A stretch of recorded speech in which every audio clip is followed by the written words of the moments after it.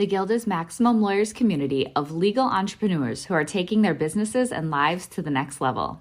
As a Guild member, you'll build relationships, be held accountable, and learn strategies specifically designed to get you unstuck and accelerate your plan for growth. Members are also granted exclusive access to masterminds hosted around the country. Our next event is coming up, and we're heading to Scottsdale, Arizona. There's something truly magical about the power of these in-person connections where real-time breakthroughs happen. Picture this. You're surrounded by like-minded law firm owners tackling your business and mindset challenges together. The energy is electric, the insights are transformative, and the results are game-changing. Investing in yourself is the best decision you'll ever make. The knowledge, strategies, and breakthroughs you'll gain are priceless assets that will supercharge your practice and propel you forward. Join the Guild and secure your ticket to Scottsdale at the best possible price by visiting maxlawevents.com. In today's episode, we're sharing a presentation from MaxLawCon 2022. Keep listening to hear Devon Slovsky as we share her talk, 0 to 1 million. You can also head to the Maximum Lawyer YouTube channel to watch the full video. Let's get to it. Run your law firm the right way. This is the Maximum Lawyer Podcast. Your hosts, Jim Hacking and Tyson Mutrux. Let's partner up and maximize your firm. Welcome to the show. I'm here to talk to you about growing your law firm and the foundations, particularly people who are in the maybe $100,000, $200,000 range, are the steps that they need to implement in order to get themselves on track to build $1 million law firm. And I'm going to share some hard-won lessons that I've learned while I grow my firm. I think there's also going to be a few nuggets in here for people who've broken the 7-figure barrier as well, and some good practices. So let's get started. So I'll tell you a little bit about me. So I practice family law. I'm about 95% family law when I don't get, distracted by something else that seems, interesting. I'm in a small metropolitan statistical area in southwestern Virginia, and my firm has what I call 3.1 attorneys right now, including myself. I'm an accidental law firm owner. I'll tell you a little bit about my story as to where I got where I am today in a few minutes. My goal for you today is to reframe your mindset, because I will tell you, 4 years ago when I started my firm in a kind of unexpected way, I was terrified. I was really scared. I didn't know if I'd be able to make it. I had other lawyers in my market that I saw were struggling financially, and I had another older firm lawyer who I trusted tell me, you'll barely make $20,000 or $30,000 a year out on the streets. And I was scared. So anyways, I want to instill that mindset up with you all that you can do this if it's something you choose to do. I also want to give you a couple tools for the road as well. So we'll move on from there. So I saw a great movie, Dune, on the way over, and I want to take a second. I want to talk about fear. So we all deal with fear. I think there are sort of 3 personality types when it comes to fear. There are people who just don't experience fear, okay? Have y'all met Paul Yacobitis? I swear that man is not scared of a damn thing. He just goes headlong into anything. Then there are other lawyers, maybe lawyers in your bar association, lawyers that are terrified. They're down on their luck, and they're scared, but they don't do anything about it. Okay. And then there are other people who are scared and they act in spite of it. And I think I'm one of those people. And if you're that kind of person, I want to speak to you today. And I hope I can encourage you, if you're trying to grow your firm, that you can make this happen. So I have some good news for you. Okay. This is charted territory. You may recognize my title, 0 to 1 million, in parentheses, as a play on Peter Thiel's book, 0 to 1. Peter Thiel talks about revolutionizing technology and creating new markets and all of this stuff that, you have to do to be successful in his realm of software. As much as I like tech, law's different. So many of us need to stop reinventing the wheel and just implement some good standard practices to get where we want to go. Use your creative energy for how you're going to serve your clients and come up with legal theories, and stop wasting your energy trying to figure out how you're going to do billing and budget and all of that stuff. Get that done and save your energy to serve your clients. So a couple things I want you to know as you're preparing to grow. I want you to understand that this is going to happen. How many of people, when you started your firm, did you have a true believer come with you? Did you have a spouse say, I'm going to help you start your firm and I'm going to take a paycheck cut and I'm going to come help you? Or you had a secretary come over and they were willing to work for $10 an hour for a while? Or maybe your 15-year-old kid is like, I'll answer the phones in the summer for you. Will you get booted up? Did anybody have a true believer help them out when they started their firm? I had a true believer. I had a great legal secretary come over with me. And 3 weeks after I started my firm, she had an unfortunate fall and had a brain injury. So fortunately, she's doing okay right now, but she was unable to work. And I lost that person I was really counting on to help me start my firm. So whether it happens sooner or later, the true believers and the special discounts and the really cheap rent that you get as a firm owner, it's not going to be there. You need to be prepared that you will have to pay market prices. You are not going to win success as a law firm owner by finding a lot of cheap deals to string together. You need to understand that mindset at the beginning so that you can prepare your prices to be able to reflect what you're going to need to be spending in order to provide the service. So I want you to be really aware of that because so much of us have early success by bootstrapping our business, and we need to know that's not going to be a sustainable model in the long term, even though it's a wonderful way to start your business. It's like what I did as well. You're going to have to improve your management skills. This isn't a talk on management, but you're going to have to do that. But something else that I think we don't realize is another reason we can be so successful as early entrepreneurs is because we're so into it. We love what we do. We want to serve our clients. We want to show that we're better than other attorneys. And the reason or the way we think we do that is by texting constantly with our clients, by emailing and being pinged all the time. That's not scalable. You can't run a firm that way. So you're going to have to think as to how you're going to systematize so that you can continue to serve a wider client base and still get good quality customer service. I want to talk about some financial things to be aware of as you're growing your firm. So I love Greg Crabtree. If you're in the Max Law Guild, you're going to hear me preach Greg Crabtree all day long. But Greg Crabtree tells us that so many entrepreneurs are underpaying themselves. So I ask you, what is happening in your business if you are not paying yourself a market salary? You don't have truth in your business. Your books do not reflect what's really going on in your business. You don't know if you're running an unprofitable firm when you are not paying yourself a market salary. So I'd advise you to go and find comparable salaries, make sure that you know what that salary is, and your goal needs to be to get yourself to a market salary within 18 months. I waited too long. I waited way too long to do it, but I can tell you magic started to happen in my business when I started paying myself a market rate salary. It's like I suddenly took my business more seriously in a way I didn't realize. Thinking about Jim earlier today, we can sometimes be so patient as entrepreneurs to a detriment. Well, I'll catch my salary up later. I'll catch my salary up later. You need a hard deadline. And I ask you to write that deadline down right now. If you're not paying yourself a market salary, you're going to find out what it is. And you're going to write down, when are you going to start paying yourself that salary so that you can have truth in your business? You can know if you're truly running a profitable firm. That means paying yourself a market wage and paying yourself owner distributions.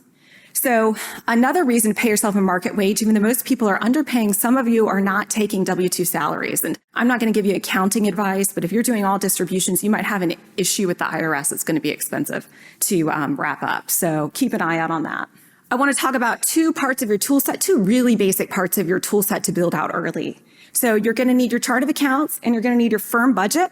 And if you're at $200,000 and you want to be at $1 million and you think, I'm small, it's just me right now, I kind of know everything that's going in and out, do it anyways. Take the time right now to build out a detailed budget and chart of accounts because having those tools are going to be things that you build out on in the future. So my budget reviews take a lot less time now than they used to, because I built out a lot of detail. And once you hit about $300K in revenue, you're going to be able to start making predictions based on everything that's going to go on your firm. You'll have enough data that it's just not chaos anymore. We all go through the chaos phase of startup, and you're starting to be able to recognize patterns when you hit $300K. This is a sample of my chart of accounts. In the speaker notes, I've got a chart of accounts in there. I encourage you to have a really detailed chart of accounts. Everything that we spend money on is in our chart of accounts. And again, there's Google links in the notes to my charts of accounts, but you can see these are totally broken out in huge detail. So my bookkeeper knows which expense goes where, which expense is a mandatory bar due, which is a voluntary bar due. Why do we have that? Why do I bother to break that out? Well, we're doing well financially, and I'm happy with where we are. But worst case scenario, I know I can cut those voluntary bar dues if I have to. So we've broken everything out. We've made it really easy for our bookkeeper to work with us and categorize everything properly. We've also got codes that tell us whether our costs are variable costs, fixed cost, or step variable costs. So we can pull reports and know exactly what's happening in all the different elements of our business.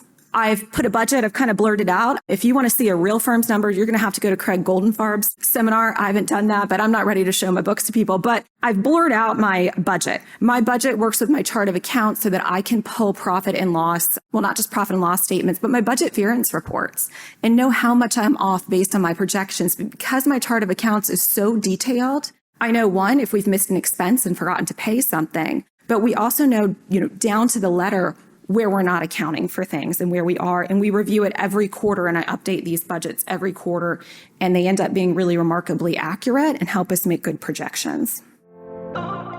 The Guild is Maximum Lawyers' community of legal entrepreneurs who are taking their businesses and lives to the next level. As a Guild member, you're granted exclusive access to quarterly in-person events around the country. The next mastermind is coming up on July 20th and 21st in Denver, Colorado, featuring hot seat sessions and personal coaching with renowned performance coach Jason Selk. This event will give you the opportunity to work directly with Jason, who has helped countless high-performing individuals and teams reach their full potential.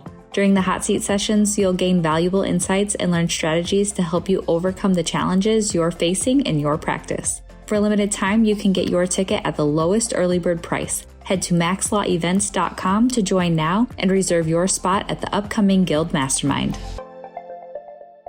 So what I want you to do once you have the tools correct is I want you to find your firm's natural rhythm. I asked a bunch of you in the poll how often you bill, and the most common denominator was every month. And I think that's maybe because it's hard to bill. I think that's maybe why we do that. And kudos to you if you're billing regularly every month, because I think when I opened my firm, shame on me, hate to admit it, I went 6 months without billing. So we don't do that anymore. But my firm's natural rhythm is 2 weeks, and I can tell you why. I think it's 75% of people who get a paycheck in the United States are paid every 2 weeks. In some states, you have to do that.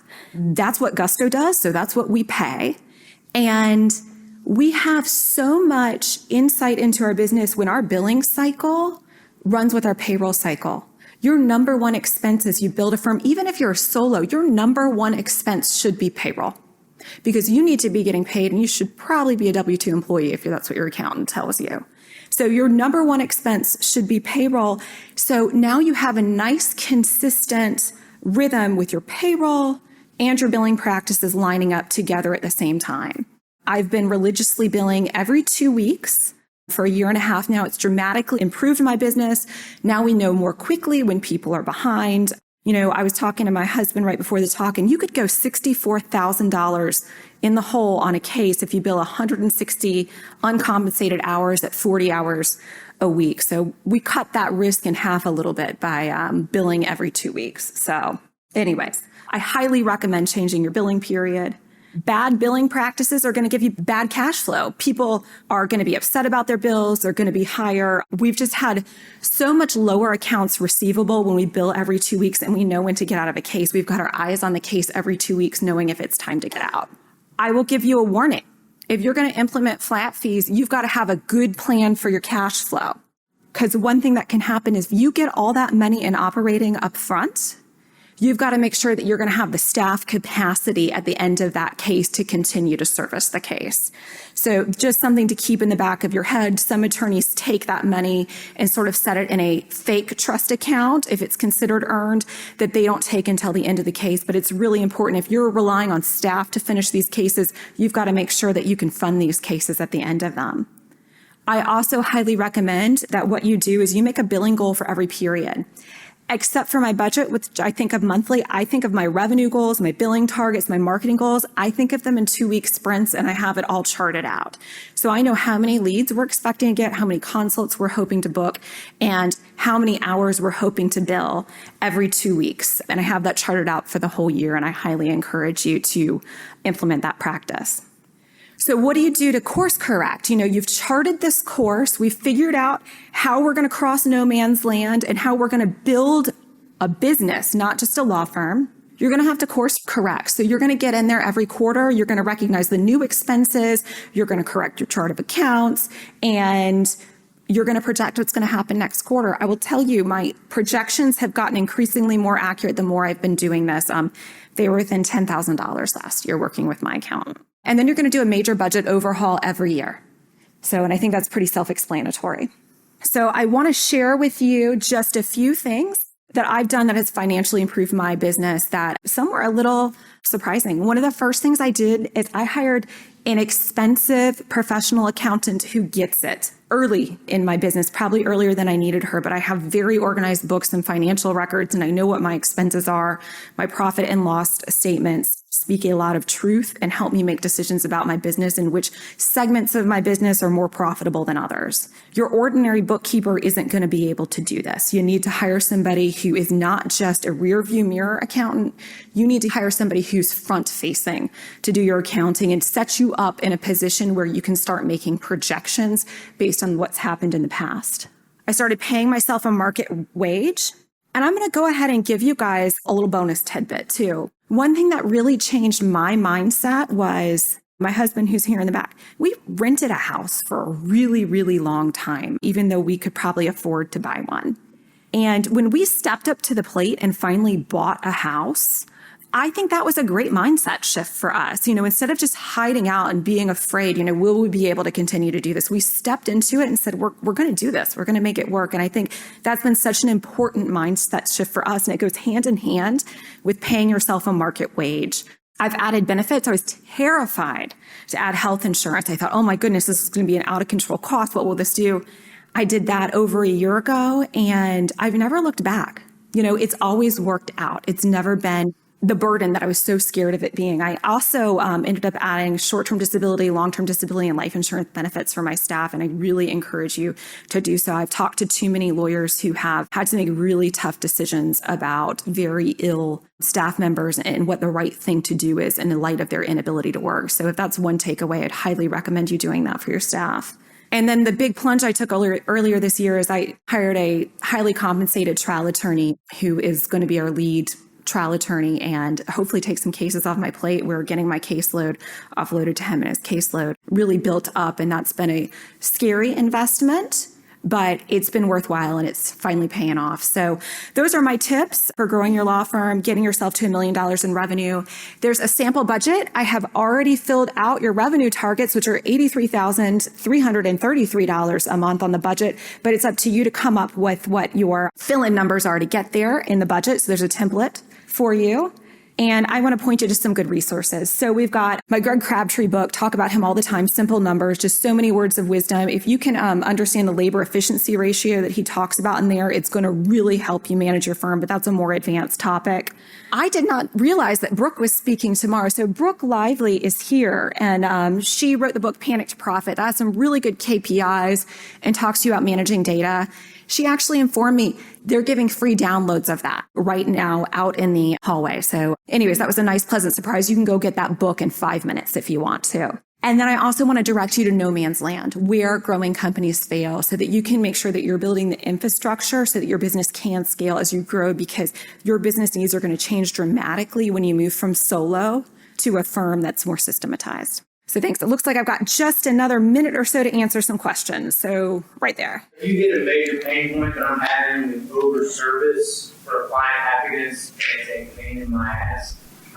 You mentioned about systematizing that. What would be kind of like, I guess, a beginner tip for trying to systematize that? Well, I think you've got to start with the new clients you onboard, and you've got to change their expectations from the beginning. I think it's really hard to retrain old dogs. They don't learn new tricks. But then you've got to invest some time moving forward about how you're going to communicate with these people. So, we have tons of scripted emails in our email system that people can use and reuse. And we've even automated some of those being sent out at certain times and cases. And that's been a huge value. Jordan. So when you do a 2-week billing, you're in it for 2 months, but you have 3 billing cycles. When you're looking at half years, do you flag or are you looking at different things? No. So, I mean, it does kind of mess a little bit with the monthly numbers that you look at, and you kind of have to readjust that when you're looking at your budget, which I've not found a way to build a budget in 2-week increments.